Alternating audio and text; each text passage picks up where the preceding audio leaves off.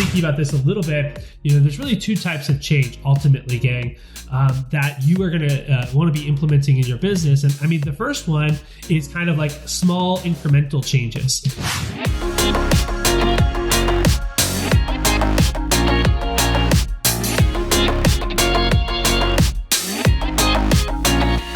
And this is when you already have a system in place, you already have something that's working inside a program, but ultimately it's not working to its fullest capacity. And those are quick hitting, those are easy. It's kind of like a quick update, a little memo here, a little email there, a little chat, message here, a mention in a team meeting followed by an email or something like that, where you're providing new information on policies, procedures, maybe introducing a new technology, but it's ultimately not going to radically change someone's day-to-day operations. And then there's other changes that you make that are wholesale changes. It's a complete, 180 from what you've been doing in the past. So when you make those sorts of changes, there's different types of considerations that you need to bring in. Namely, what you need to do is you need to make sure, right, that everyone understands the full scope of what's happening. You need to give yourself a lot more time for that change to kind of stick and be taken on and fully adopted. And it's a whole different question when you're working with these sort of large scale wholesale changes. Mike, especially starting, I would say probably around 2019, 2020, I noticed you start to implement some really cool strategies in your business. I'd love for you to open up about some of the strategies you've implemented, whether it was on the wholesale side or the quick hitting side, that ultimately was allowed your business to navigate some really turbulent times really elegantly. What would you say there?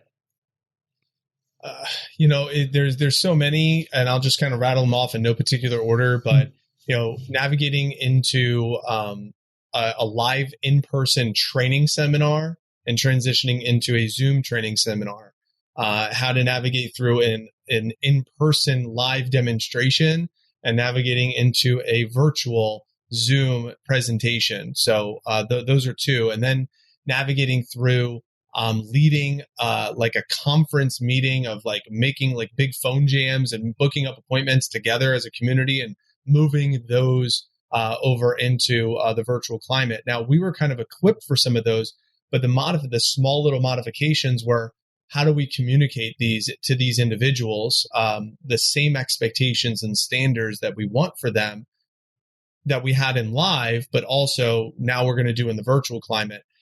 And a couple of other changes that we're now currently putting into place is like some a little bit larger scaled text, like a text to schedule option for booking up clients for appointments versus old fashioned pick up the phone, write it in the calendar. So some sort of automation text to schedule option for booking up appointments.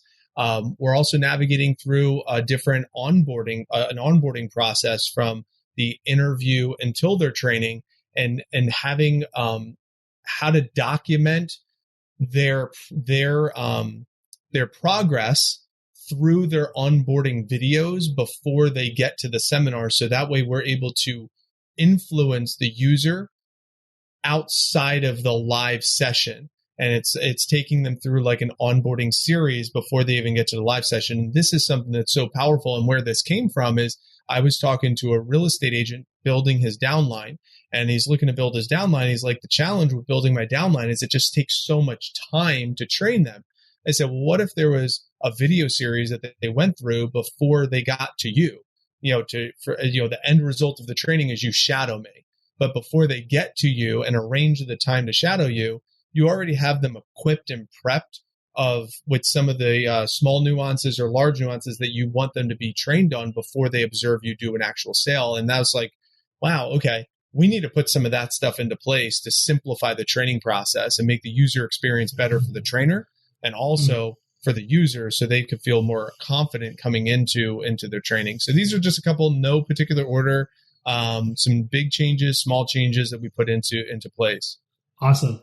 And I think about, the natural progression of you going through the design phase, which is something we've covered on previous podcasts. If you haven't had a chance to listen to those, make sure you go back.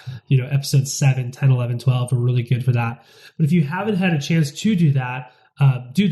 But it's kind of the natural progression of you redesigning the different systems in your business is change, right? We are ultimately designing something so that we can change it, change the way things are currently operating. And so this is just the next step in a lot of ways. It is how to actually implement and effectuate the change instead of just thinking about it, right? Because it's kind of fun to sit back and think about it and say, oh man, wouldn't it be cool if? Wouldn't it be cool if I got a text? Wouldn't it be cool if people just popped on my calendar? Wouldn't it be cool if every single time I did this automatically happened? Those are fun things to think about. But what about actually getting adoption from your team and then actually having it implemented and watching it run and working out the kinks and all of those things? So these are just some things that come up for me, is that it's just the natural progression. One thing I like to go ahead. To your point, having these consistent meetings and like I need to be on top of collecting the data that's necessary. So therefore, I need to figure out what is the data necessary for us to collect before I could manage the data collection. So I have to, in the design phase, thinking, okay, how do we know if this is working? How do we know if the change is actually a beneficial change? And, so there's been times in my career, I especially fall of 2020, we went into this really awesome policy process program. And then about 6 weeks in, I'm like, this is not working. It's not effective. Yeah. We got all this data and I'm like, we got to retreat back a little bit. And it was interesting to be able to see that. But if I didn't have the data, if I didn't reinforce that, I wouldn't have known that it's not working. It's not producing, profits and progress in the organization.